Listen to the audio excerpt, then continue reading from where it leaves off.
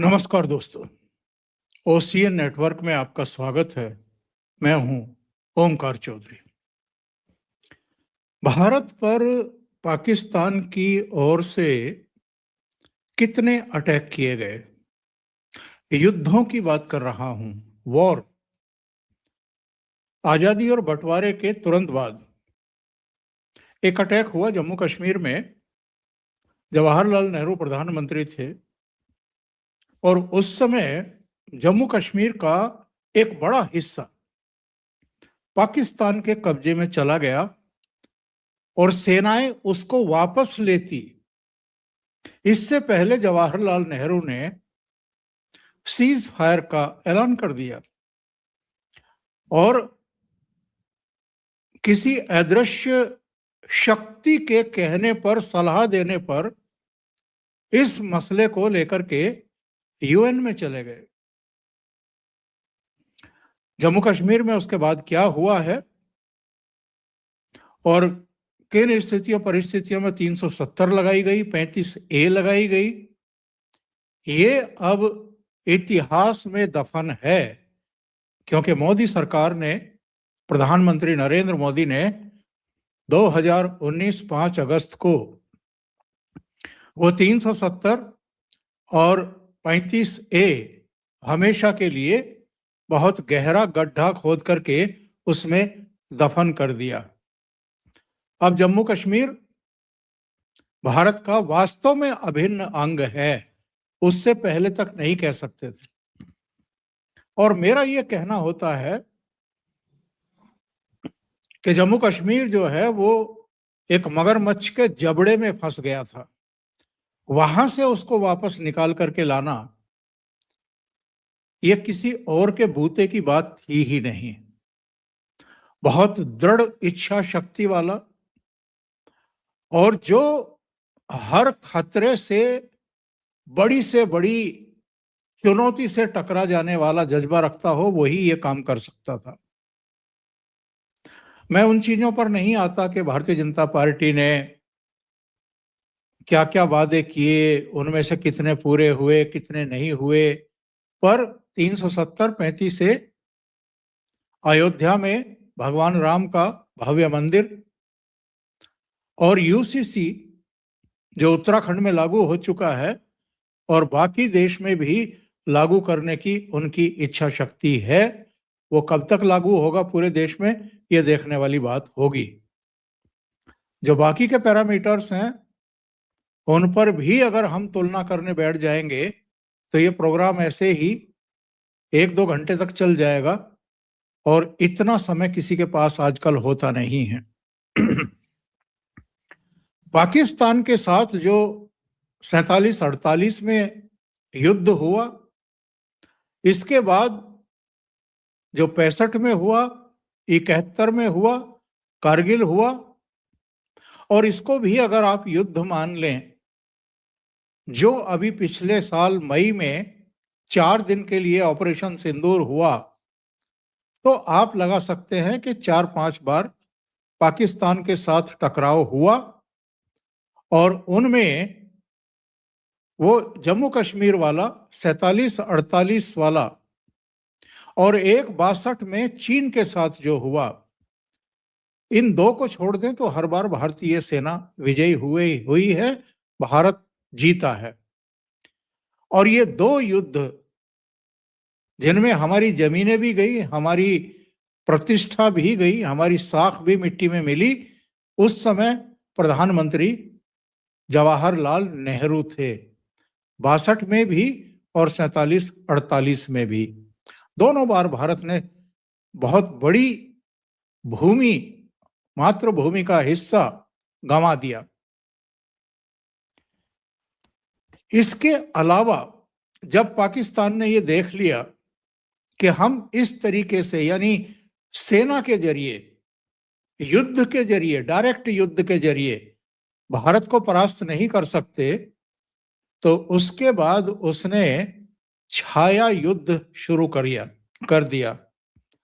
इसके लिए शुरुआत तो हुई थी आतंकवादियों की जिहादियों की फसल तैयार करने के लिए अमेरिका के इशारे पर और अमेरिका की फंडिंग से, क्योंकि सोवियत संघ को बैकफुट पर धकेलना था अमेरिका को, तो उसने पाकिस्तान को चुना, पाकिस्तान की सेना को चुना, फंड दिया, जिहादी तैयार करवाए और वो वहां पर लगाए गए।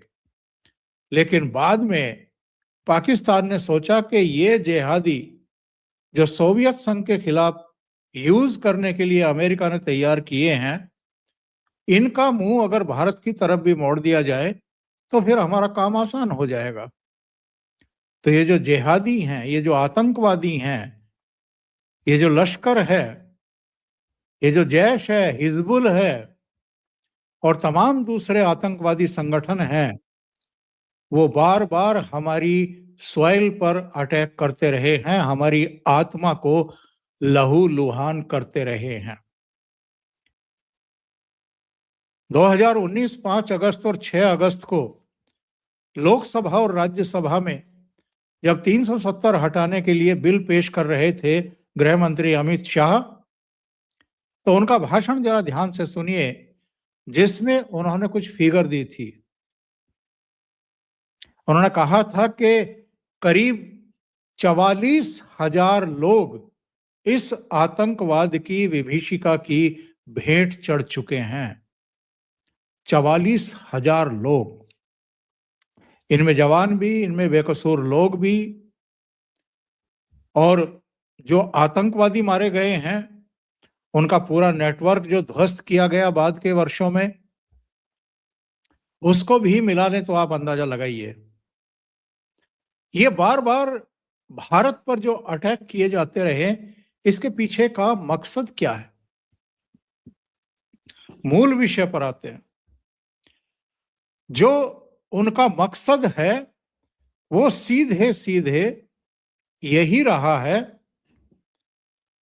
कि भारत को आगे ना बढ़ने दिया जाए, उसका तरक्की का रास्ता रोक दिया जाए, उसको बड़ी पावर ना बनने दिया जाए, उसके नागरिकों का मनोबल तोड़ा जाए, वो हमेशा दहशत में रहें। और जब आप दिमागी रूप से, जहनी तौर पर दहशत में रहते हैं, तो फिर स्वतंत्र रूप से बेखौफ होकर के ना तो नए इनोवेशन कर पाते हैं और ना जो टारगेट आप तय करते हैं उनको हासिल कर पाते हैं। अब अगर कुछ गंभीर प्रश्न उठाए जाएं, जैसे भारत आजाद हुआ 1947 में बंटवारे के साथ, चीन को आजादी कब मिली? 1949 में, हमसे 2 साल बाद। तो क्या ये सवाल नहीं उठाया जाना चाहिए कि चीन आज 18 ट्रिलियन की इकोनॉमी कैसे बन गया और भारत अभी 4-4.5 ट्रिलियन की इकोनॉमी पर कैसे अटका हुआ है? जो काम चीन में हुआ है वो भारत में क्यों नहीं हुआ? बहुत सारे तर्क कुतर्क दिए जा सकते हैं, एक डिबेट इस पर हो सकती हैं, लंबी चौड़ी, अपने अपने सब तीर छोड़ सकते हैं। लेकिन जिन्होंने इस देश पर इतने सालों तक, दशकों तक राज किया है, उनसे सवाल नहीं पूछे जाएंगे कि जवाहरलाल नेहरू के रहते हुए 1947-48 में जम्मू कश्मीर का एक बड़ा हिस्सा वो पाकिस्तान को कैसे हजम निगलने दिया गया, क्यों निगलने दिया गया? और फिर जब पाकिस्तान ने उसका भी एक हिस्सा चीन की भेंट चढ़ा दिया, उसे गिफ्ट दे दिया, तब क्या कर रहे थे जवाहरलाल नेहरू या इंदिरा गांधी, जो भी उस समय प्रधानमंत्री थे? और तिब्बत, जिसकी सीमाएं भारत से लगी हुई थी और चीन की सीमाएं भारत से नहीं लगी हुई थी, जैसे हलवा प्लेट में सजा करके किसी को पेश किया जाता है, जवाहरलाल नेहरू ने, कांग्रेस ने तिब्बत चीन को प्लेट में सजा करके क्यों दे दिया? इस पर सहमति क्यों दे दी? पंचशील सिद्धांत के तहत कि तिब्बत जो है वो चीन का है। तीसरे, यूएन सिक्योरिटी काउंसिल में आमंत्रण तो भारत के लिए था। जवाहरलाल नेहरू ने यह क्यों कहा कि नहीं नहीं, पहले आप चीन को दे दीजिए? भारत, जिसको हम भारत माता कहते हैं, उसके अंग काट काट करके कांग्रेस सरकारों ने किसको अर्पित किए, किसको कब्जे करने दिए, ये किसी से छिपा है क्या? और असम के साथ साथ पूरा पूर्वोत्तर अगर इनका वश चलता और अगर सेनाएं नहीं अड़ती तो ये भी भारत के हिस्से नहीं होते।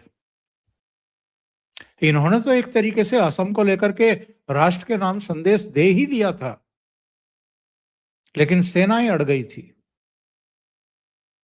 तो वो बच गए। हम उन चीजों को आज अगर डिस्कस ना भी करें कि हमारा इकोनॉमी के मोर्चे पर क्या हश्र था, जो सुरक्षा तैयारियां होती हैं, जो जरूरतें होती हैं, उन मोर्चों पर क्या स्थिति परिस्थिति थी, और तमाम खुरापातों के बावजूद, निर्दोषों का खून बहा देने के बावजूद, मुंबई अटैक के बाद भी पाकिस्तान पर अटैक क्यों नहीं किया गया, और उससे पहले भी पूरी एक निर्दोषों का खून बहाने की एक लंबी सीरीज है अलग अलग शहरों पर, केवल जम्मू कश्मीर नहीं, पठानकोट से आगे और शेष भारत में 2014 के बाद कोई बड़ा हमला क्यों नहीं हुआ आतंकवाद का, और 2014 से पहले हिंदुस्तान का कोई कोना बचा क्यों नहीं? इसका जवाब कांग्रेस को देना चाहिए। जिस तरीके से मोदी सरकार ने आतंकवाद का खात्मा किया है, नक्सलवाद का लगभग सफाया कर दिया है और एक डेट निश्चित कर दी है 31 मार्च 2026। जिस तरह अलगाववादियों की मुश्कें कस दी गई हैं, जो देश विरोधी ताकतें हैं, उनको ठिकाने लगाने का काम किया है, जिन्होंने भारत की तरक्की को रोकने की कोशिश की है साजिशों से, हरकतों से, योजनाओं से, नीतियों से, उसको घुटने पर लाने का काम किया है इस सरकार ने जो इस समय काम कर रही है। अमेरिका जैसी सुपर पावर दूसरी बार राष्ट्रपति बनने के बाद से ही डोनाल्ड ट्रंप लगातार भारत को नीचा दिखाने की कोशिश कर रहे थे। प्रधानमंत्री नरेंद्र मोदी की जगह अगर कोई और होता तो शायद हार मान गया होता,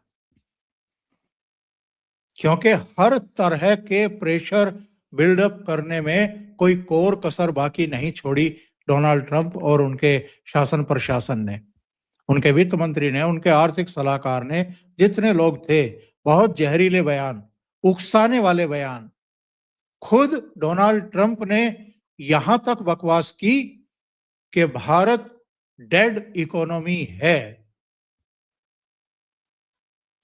हमारे दुश्मन नंबर 1 पाकिस्तान के सेना प्रमुख आसिम मुनीर को बुला करके उन्होंने लंच कराया व्हाइट हाउस में। दुनिया के किसी देश के आर्मी चीफ को कभी व्हाइट हाउस में इस तरीके से बुला करके सम्मान नहीं दिया गया। तो भारत को एक तरीके से अलग थलग करने के लिए, आगे से बढ़ने से रोकने के लिए तमाम तरह की साजिशें अमेरिका जैसे सुपर पावर ने रची, उनको जमीन पर उतारने की कोशिश की। लेकिन अल्टीमेटली क्या हुआ? जैसा मैंने कहा कि कोई और प्रधानमंत्री होता तो वो शायद अमेरिका के गुस्से के शांत होने का इंतजार करता या जाकर के चिरोरी करता। दोनों काम नहीं हुए।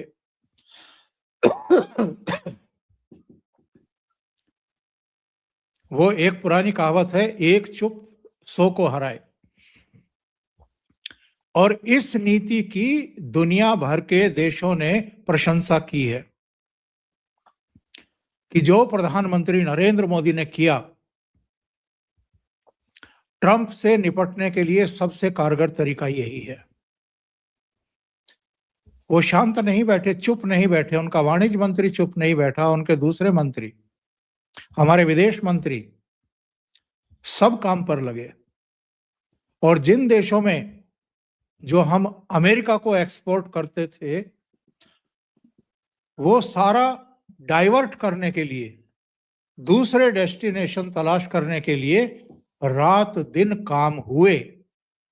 और अमेरिकी 50% टैरिफ के बावजूद, पाबंदियों के बावजूद हमारा एक्सपोर्ट 14% बढ़ गया। और इस बीच कई देशों के साथ हमारे एफटीए साइन हो गए, इंक्लूडिंग यूरोपियन यूनियन, जिसकी छतरी के नीचे 27 देश आते हैं।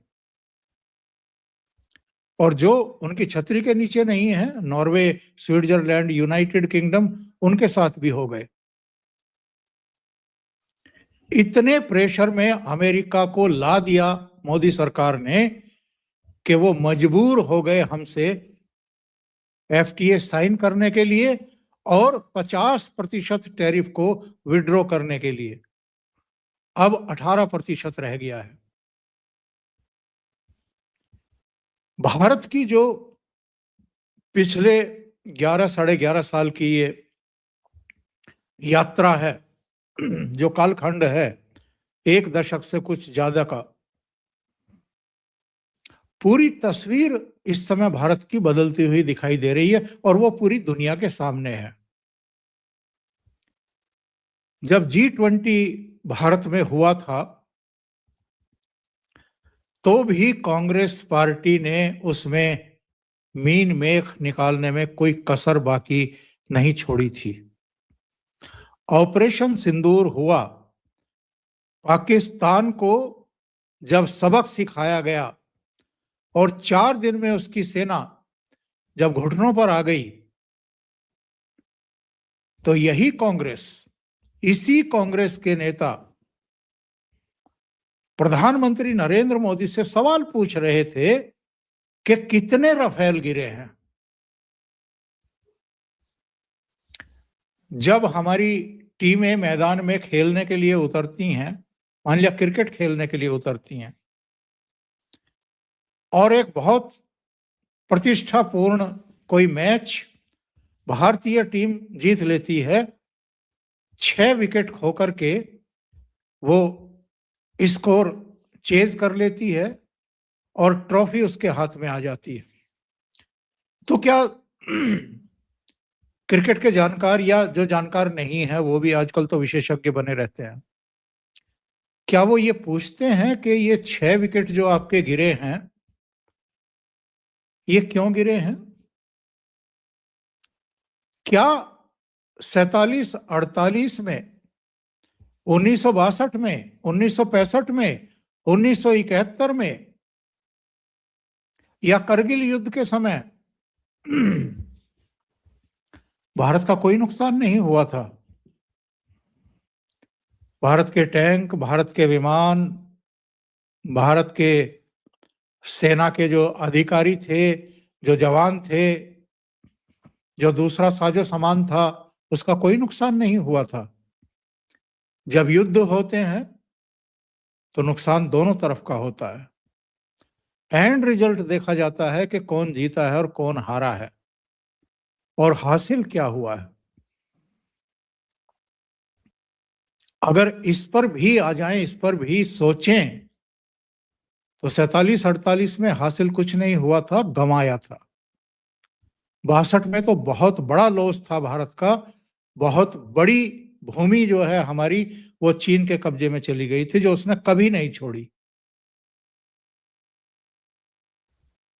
और बाकी का सारा इतिहास इस समय तो ऑनलाइन भी है, वहां भी आप देख सकते हैं कि कितने हमारे जवीन वीर गति को प्राप्त हुए थे और कितना नुकसान बाकी के युद्धों में हुआ था। तो बेशर्मी के साथ ये पूछना कि पहलगाम के जेनोसाइड के बाद जो आपने ऑपरेशन सिंदूर किया है, उसमें कितना नुकसान हुआ है और कितने रफेल हमारे गिरे हैं, ये क्या शो करता है? आप इतने व्यग्र क्यों हैं ये जानने के लिए कि भारत को कितना नुकसान हुआ है? कांग्रेस, जो मौजूदा कांग्रेस है, जिसको मैं सोनिया कांग्रेस कहता हूं, 10 जनपद कांग्रेस कहता हूं, ये वो कांग्रेस है ही नहीं जो गांधी, नेताजी सुभाष चंद्र बोस और सरदार पटेल के समय की कांग्रेस थी। ये इतनी विकृत हो चुकी है कि इस कांग्रेस के नीतिकारों को और इसकी लीडरशिप को यही पता नहीं है कि वो मोदी विरोधी नफरत की आग में जलते हुए कब सीमा रेखाएं पार करके भारत विरोध शुरू कर देते हैं। चलिए मैं कहता हूं कि भारतीय जनता पार्टी का कोई आयोजन है और वहां आपके कार्यकर्ता जाकर के हाय हुल्ला करते हैं, प्रदर्शन करते हैं, प्ले कार्ड दिखाते हैं, समझ में आता है। लेकिन G20, जिसमें दुनिया की 20 बड़ी अर्थव्यवस्थाओं के राष्ट्र प्रमुख,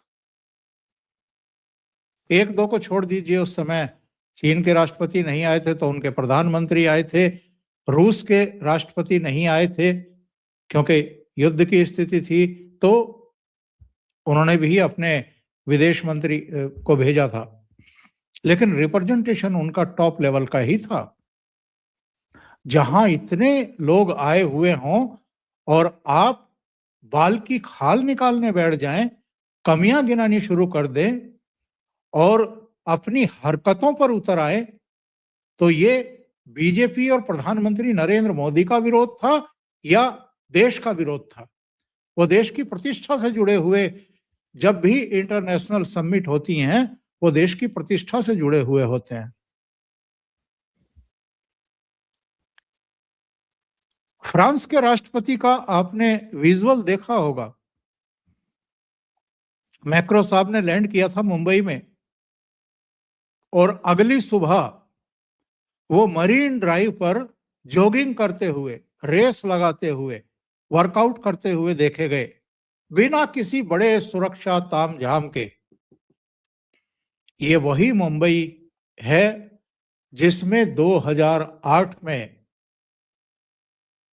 कराची से चले 10 आतंकवादियों ने, जो भारतीय सॉइल है, आत्मा है, उस पर अटैक किया था और 3 दिन तक, बल्कि चौथे दिन भी 3-4 जगह CST से लेकर के और ताज होटल तक और 2 दूसरे डेस्टिनेशन, जिनमें एक और होटल था और एक हाउस था,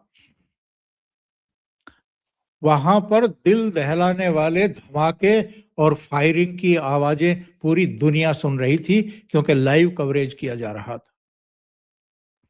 ये वही मुंबई,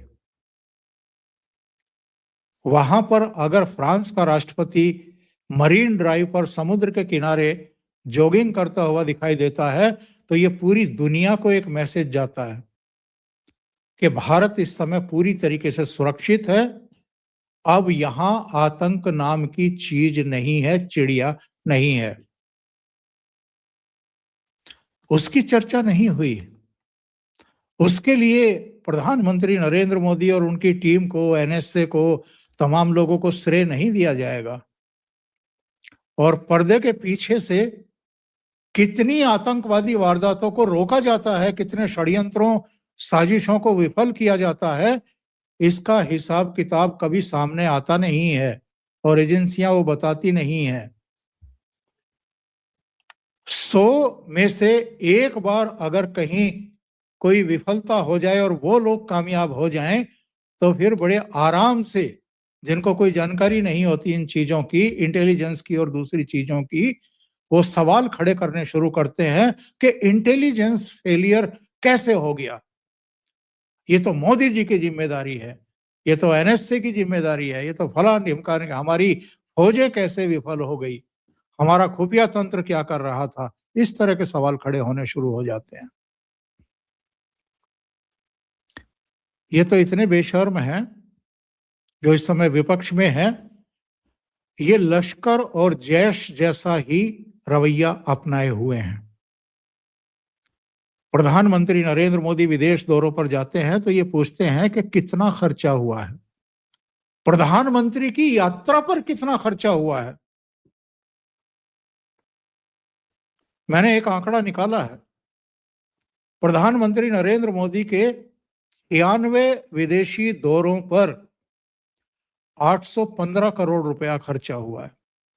कितने दौरों पर? 96 फॉरेन टूर्स पर। और इन 96 देशों में समुद्र के किनारे या जो पर्यटन स्थल हैं, वहां तफरी के लिए नहीं गए थे प्रधानमंत्री नरेंद्र मोदी। वहां से कितना निवेश आया है, उन देशों के साथ हमारे किस तरह के रिलेशन हुए हैं, कितने समझौते अलग अलग क्षेत्रों में हुए हैं, जिनसे हमारे यहाँ एक पूरी आबो हवा बदलती है, एक माहौल बदलता है, रोजगार जनरेट होते हैं, इनके लिए गए थे। और मनमोहन सिंह 38 विदेशी दौरों पर कितना खर्च हुआ था उनके समय? 1346 करोड़। तो प्रधानमंत्री नरेंद्र मोदी के 96 देशों के दौरे पर 815 करोड़ खर्च हुआ और मनमोहन सिंह के 38 देशों के दौरों पर 1346 करोड़ खर्च हुआ। इस दिन को 20 फरवरी को बहुत लंबे समय तक याद किया जाएगा। भारत के दौरे पर इस समय 20 देशों से अधिक के राष्ट्र प्रमुख, राष्ट्रपति, प्रधानमंत्री, उप प्रधानमंत्री, करीब 45 देशों के मंत्रियों के समूह, 13 देशों के पवेलियन एआई समिट में लगे हुए हैं। इसके अलावा साहब कई देशों के राष्ट्रपति, जैसा मैंने कहा है, उनमें फ्रांस के राष्ट्रपति के साथ करार, 114 राफेल खरीद के भी, पनडुब्बियों के भी, रडार के भी, और एक अत्याधुनिक हेलीकॉप्टर जो माउंट एवरेस्ट की ऊंचाई तक जाएगा, उसका करार, जिसका निर्माण भारत में होगा। और जिनके पवेलियन लगे हुए हैं उनमें Australia, Japan, United kingdom, Germany, France, 13 देशों के 300 के करीब एग्जीबिशन सेंटर, करीब 3 लाख लोगों का विजिट भारत मंडपम, सुषमा स्वराज भवन और अंबेडकर सेंटर, 3 जगह आयोजित किया जा रहा है। और जो टॉप टेक कंपनियां हैं, सोशल मीडिया कंपनियां हैं, उनके सीईओ दिल्ली में हैं।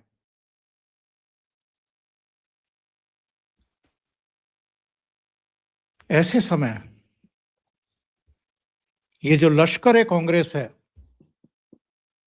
जैसे वो भारत की सॉइल पर अटैक करते हैं, कांग्रेस पार्टी इस 10 जनपद परिवार के लीडरशिप में अब लश्कर और जैश जैसी हरकतों पर उतर आई है।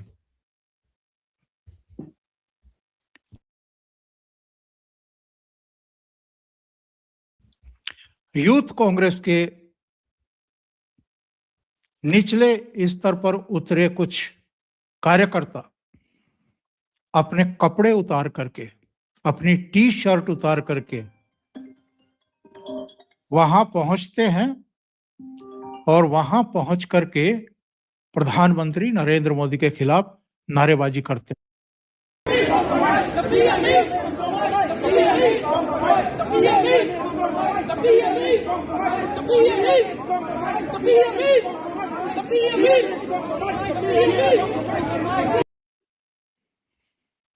और इस पर वैसे जैसी तीखी प्रतिक्रियाएं देश की आनी चाहिए थी, आ रही हैं, लेकिन जो योगी आदित्यनाथ हैं उनका भी विधानसभा में बयान आया है, मजबूत किया है। और दूसरी तरफ आज एक शर्मनाक घटना भारत मंडपम में करने का प्रयास कांग्रेस के युवा संगठन ने करने का प्रयास किया है। पूरी दुनिया के अंदर भारत की छवि को खराब करने का कुत्सित प्रयास हुआ और हम इसकी निंदा करते हैं। यह बहुत ही शर्मनाक घटना है कांग्रेस के लोगों के द्वारा, कांग्रेस के नेताओं का। ये यानी देश की कीमत पर ये लोग खिलवाड़ करना चाहते हैं। राजनीति होती है, आरोप प्रत्यारोप होते हैं, लेकिन हम देश की कीमत पर सौदेबाजी करें। और बीजेपी की तरफ से संबित पात्रा ने जो कहा है, जरा उसको सुन लेते हैं, फिर कंक्लूड करते हैं। मेरे पास केवल 3 शब्द हैं: topless, brainless, shameless. Today they went topless. आवाज ठीक नहीं आ रही है, लेकिन भारतीय जनता पार्टी ने भी इस पर बहुत तीखा प्रतिवाद किया है। सोशल मीडिया मंचों पर देखें तो मोस्टली लोगों ने इस सबसे निचले स्तर के गिरे हुए व्यवहार की, हरकत की बहुत कड़े शब्दों में निंदा की है। लेकिन कांग्रेस की तरफ से पवन खेड़ा और कुछ दूसरे लोग जो आजकल संभवतः राहुल गांधी के सलाहकार बने हुए हैं और जो कांग्रेस को डुबाने में लगे हुए हैं, वो अभी भी बहुत बेशर्मी के साथ इस हरकत का बचाव करने की कोशिश कर रहे हैं।